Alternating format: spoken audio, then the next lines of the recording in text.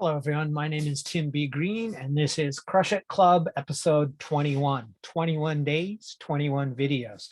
Okay, so today I'm doing this. This episode is meta marketing. Be what you sell. Now, the reason I'm doing this is I've seen a few things online, which I thought were kind of laughable, not because the products weren't great, but because they were marketing something but not actually demonstrating something. So I'll give you the specific example which sort of motivated this episode, but it has a larger principle behind it. So that is, it was a company that did gamification of videos and stuff. Hold on a second here. I'm going to change my settings to get a better background for us. There we go. Green screen settings. So they were a company that were doing a Zoom about this really awesome gamification, like really advanced, really cool graphics that looked like a game, and saying this is a great way to learn, and the company employees are very engaged and stuff. And it's like, great.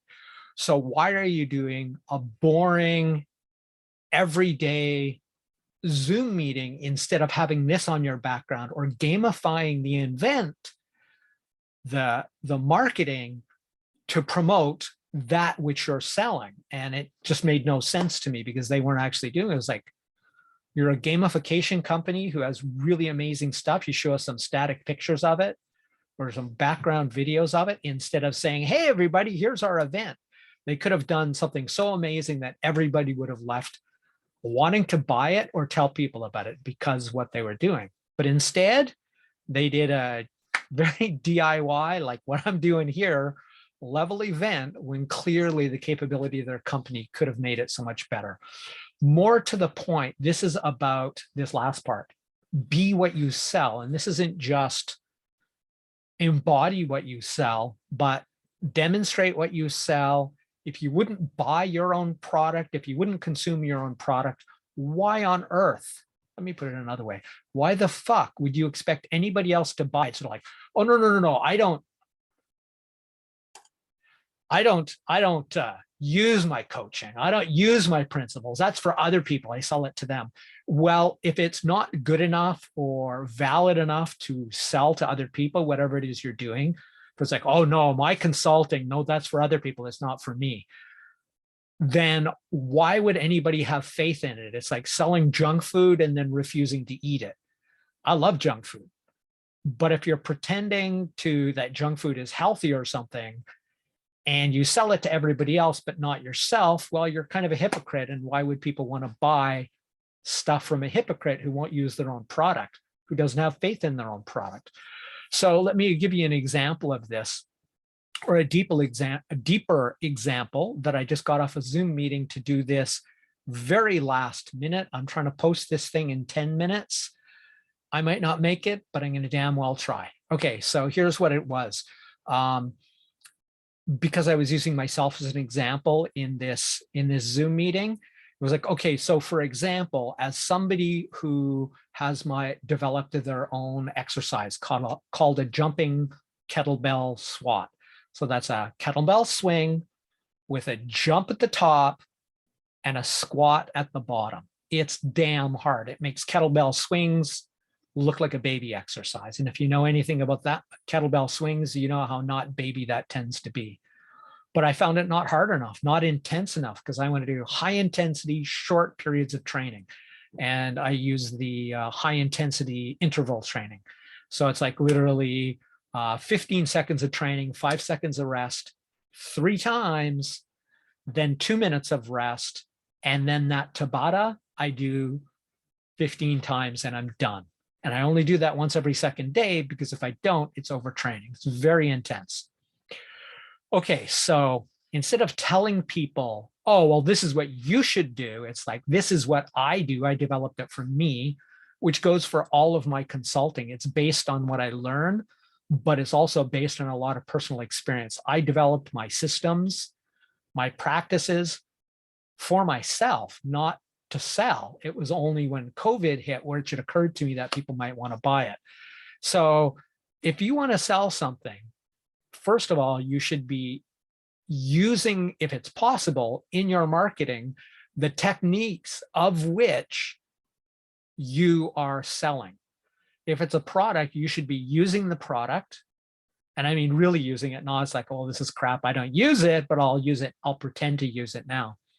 If you don't believe enough in your product that you use it yourself, maybe you're not the right market. But if you wouldn't give it to your best friend, your mother, your grandparents, and be confident selling it to them, you should probably either get out of it or quit selling it or something. Okay, so that's my own position. It's pretty easy to be congruent about what you're saying when you believe it, when you live it. This video is the 21st of 21 days in a row. One of my principles, quite honestly, let's use the right language for it, is every fucking day. If you do something every day, it's the best way to do a habit. Even a rewarding habit tends to be more fragile than laying there doing nothing. I've been exercising for almost 40 years now, pretty regularly. But if I miss one day, or every second day because of the way I exercise, if I miss one of my sessions, the probability that I miss the next one and the next one goes up exponentially. If I miss any, I tend to miss more, which is the cycle I'm in right now. But I take responsibility for that, get back to it. I don't make excuses. I own it. I forgive myself immediately and I get back to it. And that's another one of my techniques that I've learned from being me, from living my life and finding what works, as opposed to the pseudoscientific horse shit that's out there and people are selling. Okay, so as you can tell, I say what I mean, but I also back up what I do and what I say. And if I don't know something, I'll say it. If the product is still in development, or I only use it sort of, it's like, well, here's the new thing we're testing out, I'd love to hear from you. But there's no specific research to back it up, but there's research behind the techniques that bring it together, because that's the case with a lot of my products. So in any case, it's basically apply what you sell to your selling whenever possible. I have a product called an event funnel, which combines something called brain-centric design, which is a book, which is very good, except it was set up as a sales funnel. And there's some serious, since they're neuroscientists, I can't forgive them some really deeply flawed overt errors in their book, because they were too busy pushing out a book to sell something rather than to make a good book that would also sell something. So that's an example of not really being as congruent as maybe you could be. But brain-centric design, they have something called the challenge wheel. It's an amazing pedagogy which aligned with everything I was already doing from 15 years of teaching English, but with some other things. So I really love that, combined with Robert Cialdini's 7 levers of influence to make, as I said, what I call an event funnel.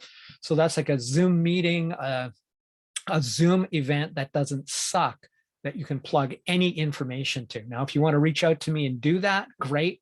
It is in beta, but it's already better than the vast majority of things out there, because most of the things out there are crap. They don't do anything beyond saying, hey, here I am. I'm going to lecture you about some stuff, and then I'm going to ask you to buy it.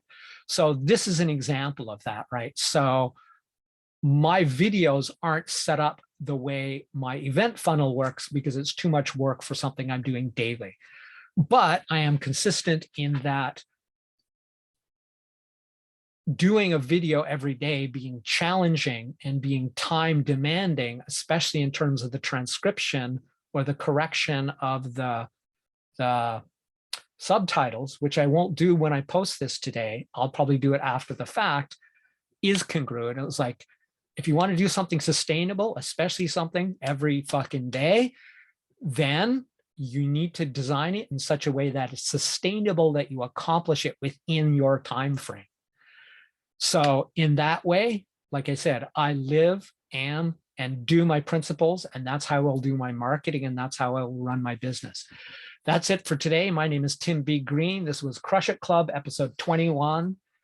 Meta marketing, be what you sell. Bye for now.